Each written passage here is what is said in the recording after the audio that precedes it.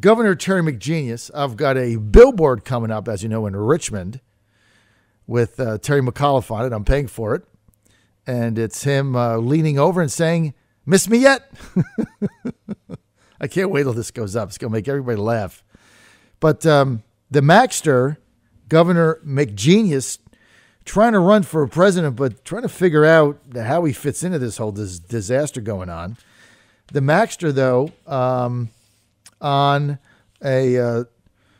TV on the Sunday, I think it was on Meet the Press, and he was asked about Ralph Northam, and he promptly changed the subject to his new book.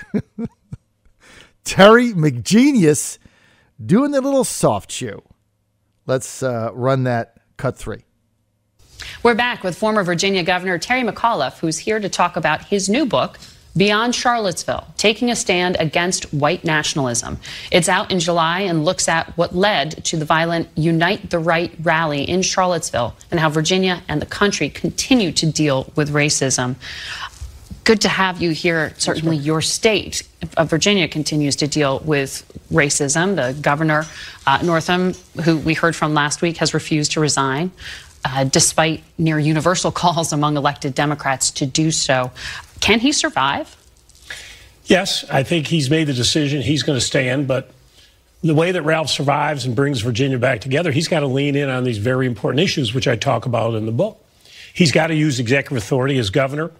You know, I used executive authority. I took the Confederate flag off the Virginia license plates. I banned the box on any state employment forms. And as you know, I restored the felon rights of 173,000 individuals, more than any governor in U.S. history.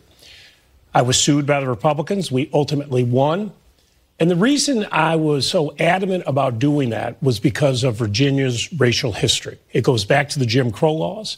In 1902, a state senator, disenfranchisement of felons, a poll tax, and a literacy test, to put it in our Constitution. And his quote that day is, "I'm doing this to eliminate the darky from being a political factor in Virginia." Well, 114 years later, there was a new sheriff in town, and I was able to enfranchise all these people to give them a second chance. And this is what our leadership in Virginia needs to do. We need to lean in. We've had a horrible history. You look at Charlottesville, Margaret, I can't even say to you on TV what I heard that day against members of the African-American community and members of the Jewish faith. These people walking down the streets, you know, they used to wear hoods. They used to do it at night because they were embarrassed. They don't feel they have to wear hoods anymore, and they can do it in broad daylight. Something has gone wrong in our country. And I talk in the book about how we got to bring our country back together again. We got to deal with the issues of the past, but we need to go forward. Okay, so he didn't really address the Ralph Northam situation. You know, I don't see the space here for McAuliffe. He's not going to win Iowa, and now you got Sanders and Elizabeth Warren. I mean, he's not going to win Iowa, and New Hampshire, he's crowded out by Warren and Sanders. I mean, I don't see a scenario where McAuliffe cobbles together 28, 29% or 30% to win New Hampshire. Now with Sanders and Warren, they're battling it out. They're each going to get in the high 20s. And then you got Biden and everybody else. I don't see the pathway. So I guess he's going to go to South Carolina and try to make a stand there.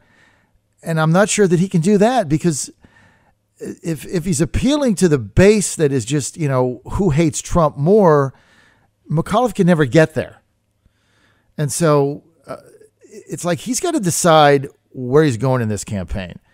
Now, he's got the sister soldier moment that he can have. He did it with late-term abortions like Tim Kaine. He said he was opposed to it. It was a bridge too far, he said. He said if I was governor, I would veto that if it came into my desk. So he broke from the left-wing crackpot base on that.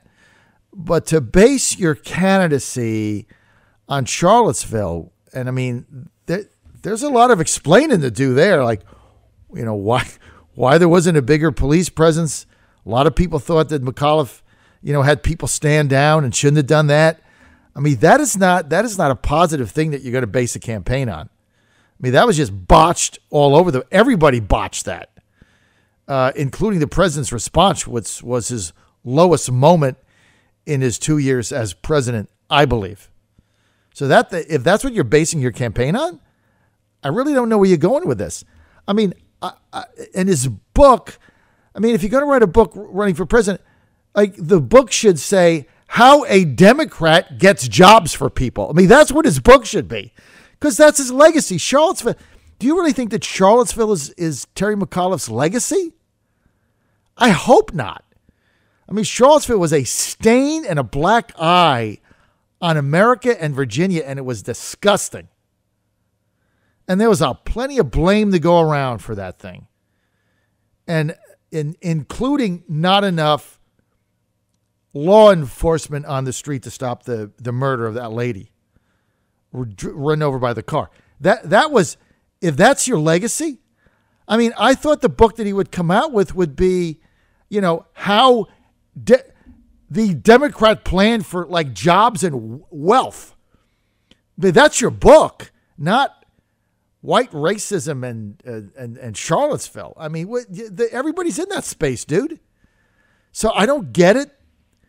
And, he had an opportunity to come down on Ralph Northam one way or the other. He didn't. And so Terry McAuliffe cannot get nominated threading the needle. I mean, there's nowhere for him to go here. The only way he wins is if he goes for the Biden space and says, you know what, I'm a younger Joe Biden who actually gets jobs, and Biden never got a job anywhere in his life. Biden actually never had a job outside of government. Biden is just a creature of the swamp. I mean, that's his space. If I was advising his campaign, I mean, that's where you go. And is there 25% Democratic voters in any of these states that might say, you know what, I'm sick of all this crazy pot stuff and green deals and open borders, and I just want a better job. I don't like Trump, but I want a better job. Or I want to raise, or I want to keep my job and put some money in the bank. He might be the guy. So I don't know where he's going with this. And I just don't see it. And I think he's missing an opportunity, because I like Terry. I like him a lot. I think he was a good governor, and I was in favor of his giving ex-felons the right to vote. I mean, and for the Republicans out there who want to jump up and down over this, knock it off, right? Somebody goes to prison or jail and they do their time and they come out. Don't you want them to reassimilate back into society and be productive citizens and be free and enjoy their freedom and live their life? And what Republicans should have done instead of doing a lawsuit is go after their votes. Say, look, vote for us, and now that you're out of jail, we want to get you a job. No, instead they're suing, and it's nonsense. That's just my view. And by the way, E.W. Jackson agreed with me on that. John Fredericks Radio Network, trucking the truth across America. Mike Karslake says, McSleazeball, total bunk. Yeah, I mean, that was not his best moment. He also says maybe he should run as an independent, the anti-Confederacy Party. I mean, I think there's a spot for McAuliffe in the Democratic Party, but it's obvious from this interview that they have not figured out where they're going or what their space is. Therefore, I really can't see any pathway for him to be the nominee.